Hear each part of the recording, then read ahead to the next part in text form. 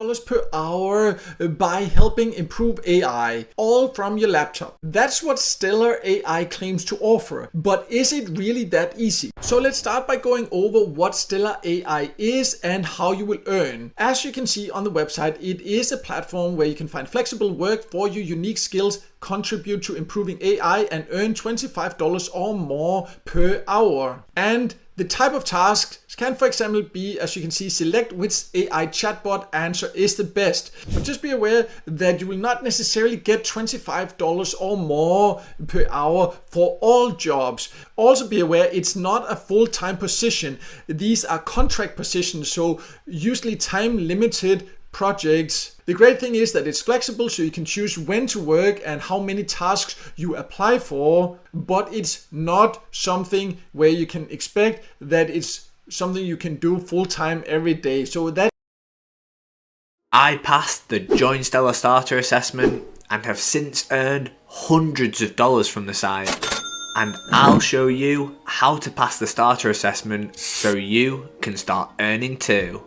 In this video, I'll briefly cover the sign up to the site, as well as the types of questions to expect and how you can best answer them, so you can get accepted onto the site, receiving an email like this.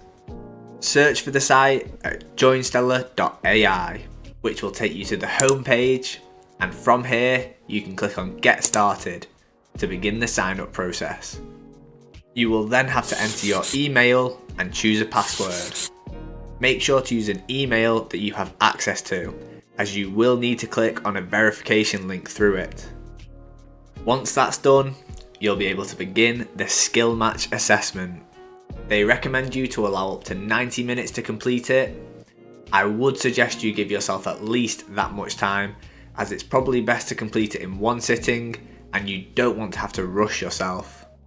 You can't use any AI tools to help you with this assessment, so no ChatGPT or similar, and they will be able to check for this.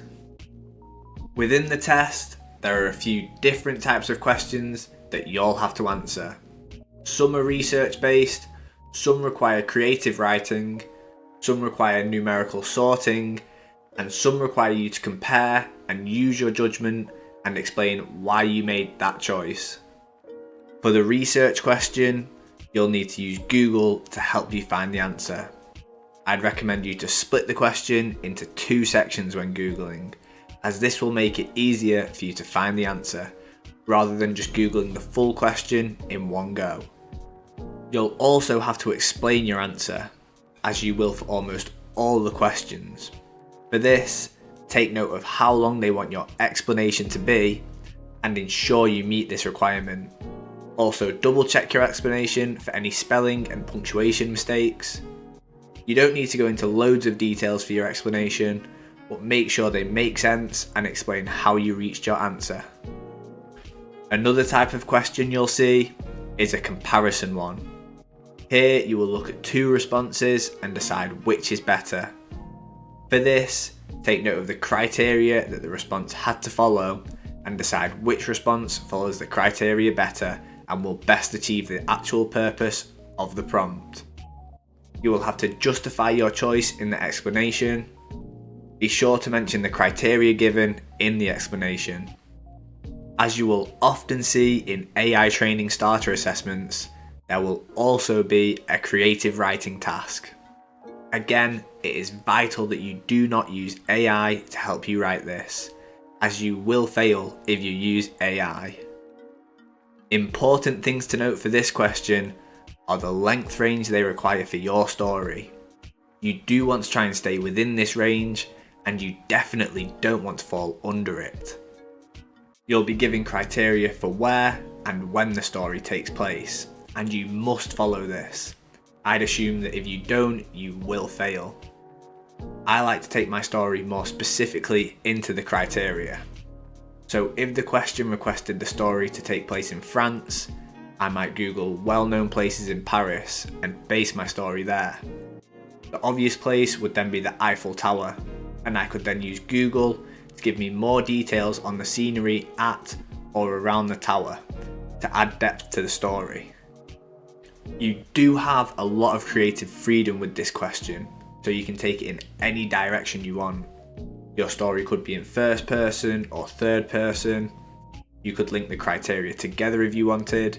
For example, if the question asked for the story to be in France during the winter, you could base the story at a French skiing mountain in the snow. After you've finished and are happy with your story, you need to reread it, making sure that it reads well and makes sense and doesn't have any spelling or punctuation errors. Another question that you can expect in the assessment is one which will require you to categorize and sort data. For this question, you should carefully read through it and ensure you have taken note of everything that is required. I would advise you to categorize the data into 2 groups first, then sort each group, and then remove any numbers which the question states to remove. After you have completed your answer, you should read through it again to ensure you have correctly followed the instructions. Then you may see a question which requires you to again use Google to research. You should research all the possible answers, and this will involve a bit of reading for each one. I do think this question is more about how you justify your answer rather than the actual answer you choose. So just make sure you can clearly explain why you chose the answer you did. The next question you may see is one where you have to edit a paragraph based on a certain genre of word, and you will have to put something before and after each instance of this word. This is testing your attention to detail, and you should read through the question carefully, as the thing you put before and the thing you put after the word may look the same, but they are different. So you need to ensure you are putting the correct one at the start of the word and the other one at the end. Again, reread through your answer just to check you've done it correctly and not missed anything. The final type of question you may see is another one that I think is more about the justification of the answer rather than the actual answer you choose.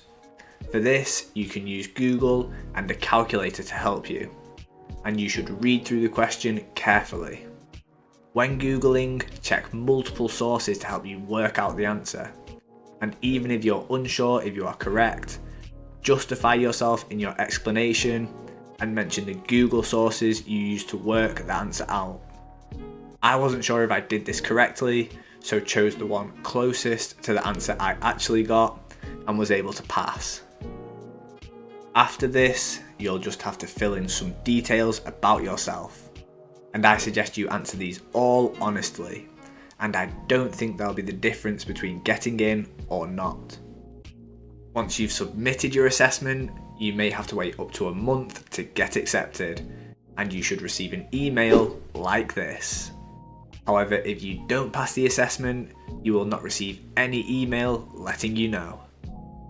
Join Stellar do state that if you fail the test, you'll be able to retake it again in the future, so save this video just in case. Like the video if you found it helpful, and subscribe so you don't miss out on more videos like this. And if you want another AI training site to try out, check out my video here, where I show you how much money I made working 100 minutes on Outlier.